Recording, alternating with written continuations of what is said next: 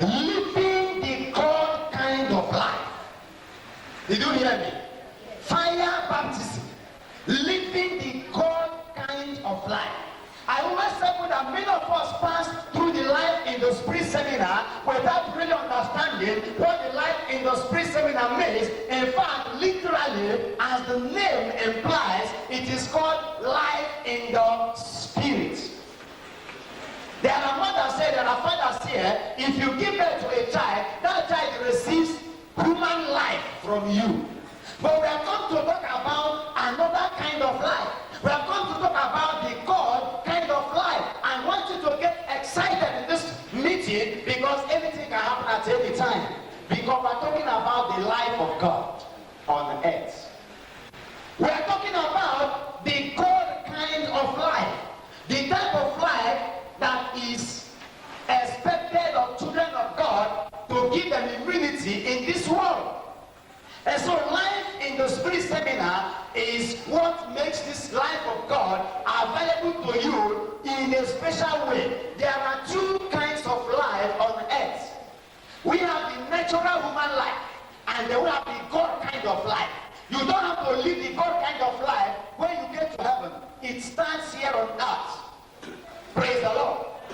Praise the Lord. So that is what we're trying to share today. If only you open your eyes and you understand this kind of life we're talking about, then we close and we go. Then it will begin to do what? To manifest in your life. You have a choice to decide which area you will operate. That is to say, whether you want to make this life your own or not. I want to tell you that if you die on earth, it's not God that should be blamed. Sometimes when somebody dies, we say it is the will of God. We only say it is the will of God because we don't know the will of God. We don't know what happened. So we say anything we don't know, we say it is the will of God. Are you sure that what you are saying is the will of God is the will of God? How do you know? Praise the Lord. So anything that happens on earth, much to a greater extent, depends on you, based on the kind of life you are living. It's not God that determines whether you die in accident or not. It's not God that will determine whether poison can kill you or not. It is what you choose. If you choose to live by the Spirit, the Bible says to be carnally minded is death, but to be spiritually minded is life and peace. So you are the one who God does not force his life upon anybody. Praise the Lord. So life in the spirit seminar is what gives us this life. I always say that life in the spirit seminar is not about God. Many of us pass through the life in spirit seminar thinking we are going to study God. Life in spirit seminar does not have God as the subject. It has man as the subject. You are the subject of life in spirit seminar. And that's why from seminar 1 to the last seminar, the Bible is talking about you. I always say that the seminar is divided into 4 sections. Section 1 dedicated to God the Father, Section 2 dedicated to God the Son, Section 3 dedicated to God the Holy Spirit, and Section 4 dedicated to God the Church. Praise the Lord. Section 4 is dedicated to the church, which means you and I. Section 1 is talking about seminar 1, which tells us that God the Father does what? Loves you personally. He loves you personally. Even though it's not from God the Father, you are still the end. He's aimed at you. God the Father loves you personally. Though that one is dedicated about God the Father, talking about creation, how God, though he created man last, said man should be the first, placing man in a paradise. Even though man fell by sin, that same love drove God to send his only son. For the Bible says in John 3:16, for God so loved the world that he sent his only begotten son, that whosoever believeth will not die, but the person will not perish nor have everlasting life. So seminar 1, dedicated to God the Father, gives birth to seminar 2. Seminar 2, 3, and 4 are dedicated to God the Son. Seminar 2 says Jesus saves and does what? And sets you free. Praise God. You are still the subject. Why did Jesus come? To save you and to set you free. So it's not talking mostly about Jesus, it's still talking about you. Somebody say about me. About me. That's why from seminar 1 to the end, you always say that you. Bible is talking. The seminar is talking about you. It's not talking about God the Father or the Son or the Holy Spirit from one to end, but it's always talking about you. So you are important in what we are doing. So number 2 says, Jesus saves and sets you free. How did he do it? When man fell short of God's glory and was driven away from paradise, man became slave to the devil. But Jesus had to die in order to pay the price. That was why he was given the name Jesus.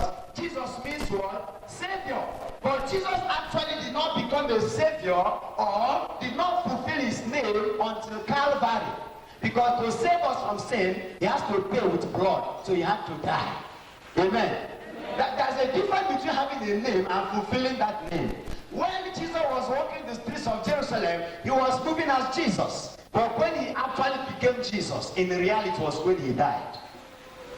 Do you understand? So many people answer Christians, but they have the name, but they have not lived up to that name. Jesus stayed for about 30 years or 33 years on earth.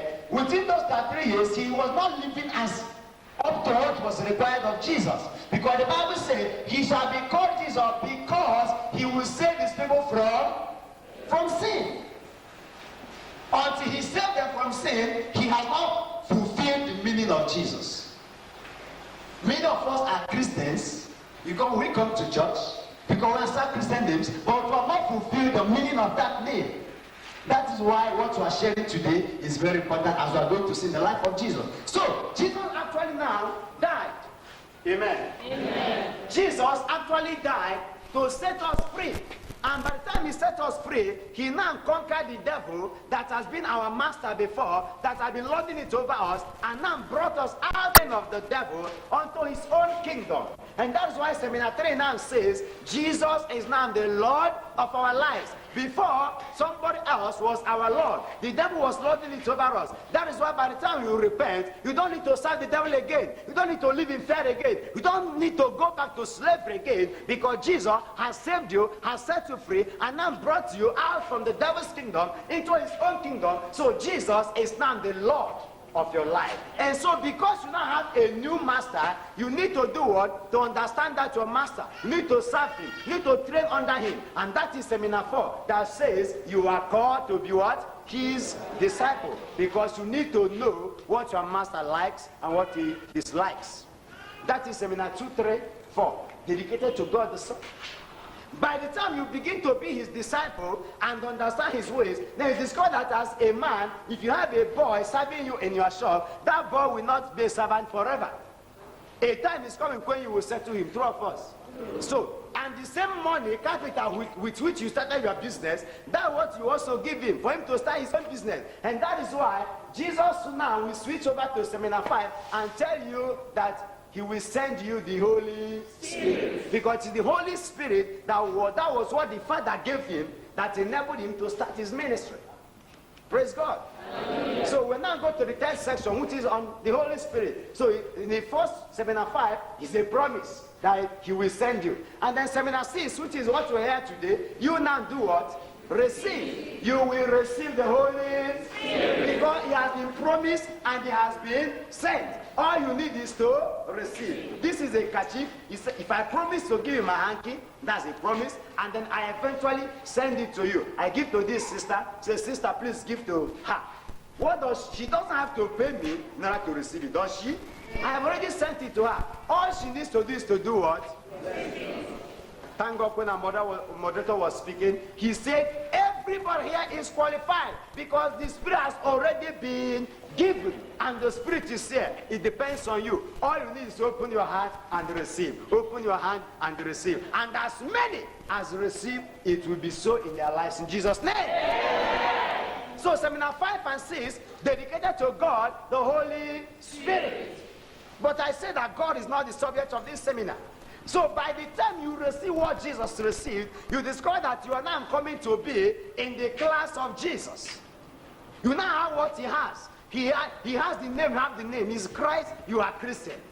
And he now has the power with which he was. He now says, you are now one with me. That is Seminar 7. You then are the body of Christ.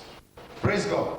That's why the Bible says that Jesus is the head and the church is the body. And you know that the head and the body are not different things. Your head is you, your body is you. So life in Spirit Seminar is what God brings you from the realm of the ordinary onto the realm of himself, so that you become like Christ. And that is the meaning of saying I am a Christian, so that if people are looking for Jesus, they should see me. I get what I'm saying. Nobody has to travel to heaven rather to see Jesus. If they need healing, there's somebody that will do it for them. They don't need to go to heaven to receive healing. If they need the fruit of the womb, if they need deliverance, whatever they need, there's a Jesus that they should see. That's why Philip said to Jesus in John chapter 14 verse 8 and 9, show us the Father and it is enough for us. Jesus said, what do you mean? How can I be with you for a long time and you don't understand that he who has seen me has seen the Father? You don't need to go to heaven to see the Father, because the Father is in me and I am in him. And that's what the life in the Spirit Seminar seeks to do for you, to baptize you into Christ and make you one with Christ, so that when people are looking for Jesus, they will see you. In other words, you will receive what Jesus had to meet the need of the people. Amen. So Seminar 7 and 8 is about the church. When by the time you become the body of Christ, you become Christ. The Catechism of the Catholic Church says that the head and the body make up what is called Christus totus. That's a Latin word that says the total Christ. You are a part of Jesus. You must know that. You have passed from God being that same person that your father and mother gave birth to the ordinary life. You have come to the God kind of life. And that's what takes us to Seminar 8. You then are my witnesses. That is to say, what I should do, go and do it. Where I should be there. I am going to heaven, but my body is on earth. I don't need to come back to do any work, because my body is on earth. Do you understand what it means to be a child of God? To be in the body of Christ, to have the Spirit of God. That is what you need to represent Christ in total capacity. That is your portion in Jesus' name. Yeah. Praise the Lord. Now look at our text. Our text is from the book of Matthew. Matthew chapter 3 verse 11. Let's see what the Bible says there. I read. Matthew chapter 3 verse 11 says, with water or in water I baptize those who repent of their sins. But someone else is coming, far greater than I am, so great that I am not worthy to carry his shoes. He shall baptize you with the Holy Spirit and with fire. Did I hear you say fire? Fire. That is why we are talking about fire baptism. Now go to your booklet and see what is there in that page 22.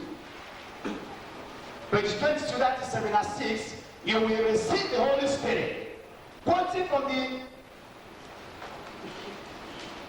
Roman Catholic liturgy, Christian prayer number 4. It says, and that we might live no longer for ourselves, but for him.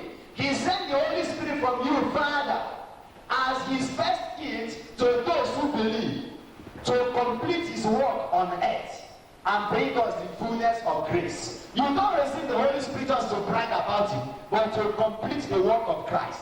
That's what it means to be his witnesses, to continue the work that he started. Which means you are to stand in his shoe, in his capacity, and do what he did. That's why he said, even those who believe, greater works than this shall they do, because I am going to the Father. That person they don't understand, they said, Jesus, what do you mean that you are leaving us? Jesus said to them in John chapter 16, verse 7, it is better for you that I go away, because if I don't go away, the Spirit will not come. But if I go away, I will send him to you. Because when Jesus was on earth, he was on earth in the flesh. So he had limitations because of the flesh. He couldn't be in 3 places at the same time because of the flesh. He couldn't walk through a wall because of the flesh. He couldn't do many things. But by the time he resurrected, he carried the spiritual body.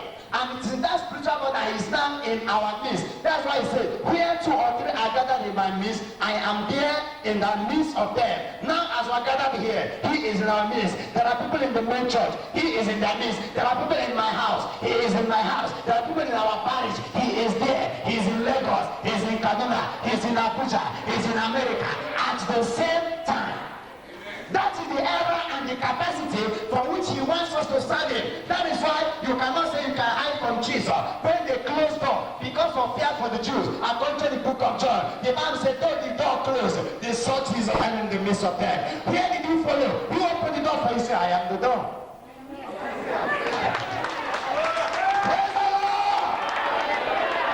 So the life of the Spirit is about doing what the ordinary cannot do.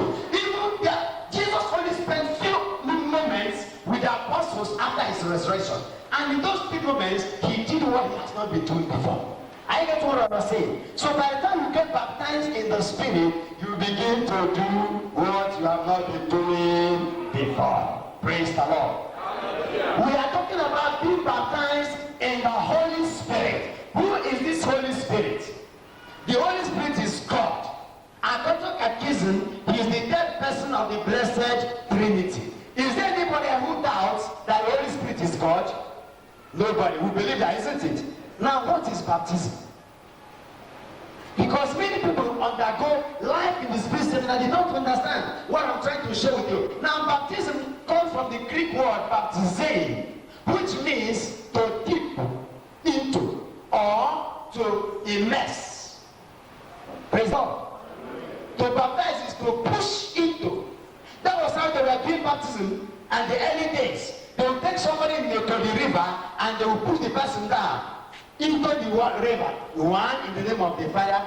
Two, and of the Son. Three, and of the Holy Spirit. Praise the Lord. And by the time they push you into the water covers you. The Bible says it has a symbolism that you have died and you are buried.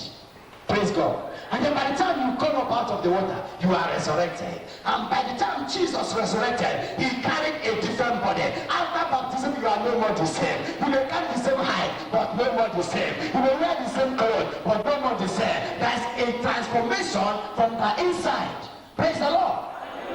And now we're trying to say you are baptized into the Holy Spirit and you are baptized into fire.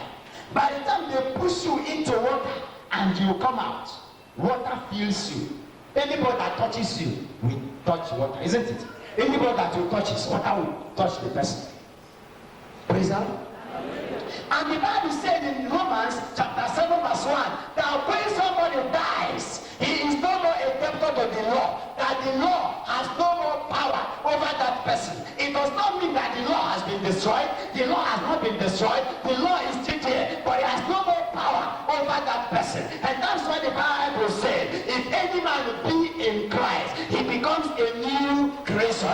The old have passed away. Even though there's still sin in the world, but sin can no longer have power over you. But the Bible says in Romans chapter 8 verse 1, there is therefore now no condemnation to those in Christ Jesus, who walk not after the flesh, but after the Spirit. Galatians 5:16 says, walk in the Spirit, and you will not gratify or satisfy the desires of the flesh. So baptism is about disconnecting you from the old, disconnecting you from the normal, and taking you to the life of God. And now we're talking about being immersed in fire. Hey, somebody say fire. We are talking about not pushing you into water now, but pushing you into the Holy Ghost, and the Holy Ghost is fire. That is to say, they push you into the fire. I always said, if you want to understand the meaning of baptism, you have to do something like die. You don't have to die in clothes, not die in death, but die DYE. If I want to die this hanky into a green dye, what do I do? I'll just dip it into the dye. By the time I bring this white clothes, will it still remain a handkerchief? It will still remain a handkerchief. Will it still remain white hanky? What will happen to it? It will carry the color of the dye. If it's a green dye, the hanky becomes a green hanky. If it's a black dye, the hanky becomes a black hanky. The same size, the same shape. You understand?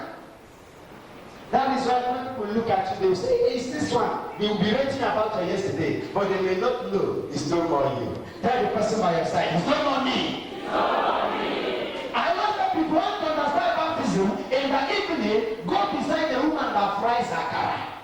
You know that akara white in color, the piece, it's not even called akara. You understand? But by the time it enters the oil, and gets baptized in the oil, it comes out better. It comes out desired. Oh my God. And if you are going, you begin to salivate. I get what I'm saying. By the time you become baptized, favor will come upon you. Those who are rejected, they begin to see you are desired. They begin to desire you. I get what I'm saying. So Holy Ghost baptism is like being accarized. I get what I'm saying. That don't look for it in your dictionary. You can only get it in Amazing Grace dictionary. The accarization of a human being. That's what you are here to do today. Somebody shout hallelujah! So by the time you are dipped into fire, hey, fire will come upon you. You will be in fire, and fire will be on you. You become fire coated, and fire coded, and fire clothed, and fire enveloped, and fire decorated. You become fireized. What are we trying to say? Anybody you touch is a fire. Anybody that touches you is a fire. Somebody shout a fire. Why can the devil follow you? Because I want you are fire. If the devil lies, if any witch lies, let him follow you. How can I still come and cross you when you are fire? Do you think that the devil is not afraid? Tell the person by your side, you don't know who you are. That's what we're talking about. Fire baptism. Tell the person there is fire in me.